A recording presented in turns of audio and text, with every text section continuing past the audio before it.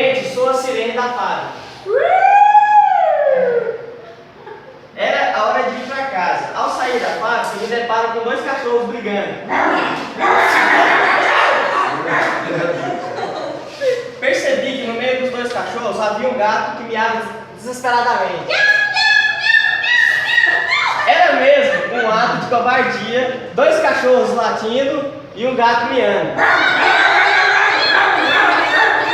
Tentei então ajudar. Peguei um balde com água e joguei neles, o som de água jorrando. Para tentar separá-los, não deu certo. Ao invés de separar, consegui dois cachorros molhados latindo e um gato molhado miando.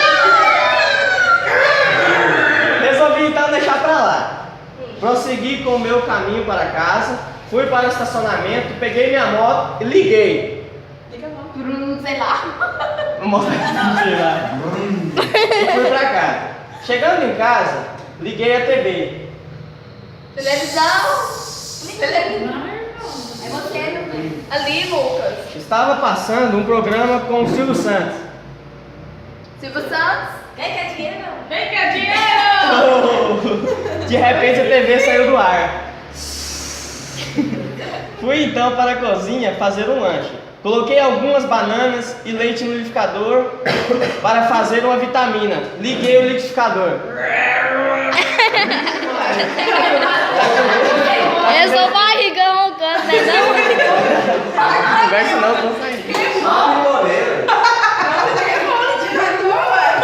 Enquanto isso, fui na sala ver se a TV ainda estava fora do ar e estava som da TV fora do ar. Note que não parei o liquidificador. Som da TV fora do ar e o liquidificador. Voltei para a cozinha e desliguei o liquidificador. Tomei minha vitamina e de repente soou o alarme do relógio. Mudou o alarme do relógio, né? Isso é de polícia, né? Estava na hora de me arrumar e ir para a cela. Fui para o chuveiro. Tomei banho, me vesti.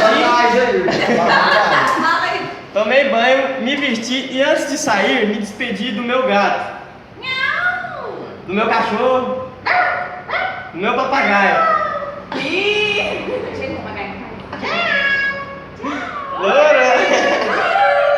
Fui para a reunião e com certeza foi muito abençoado esse dia.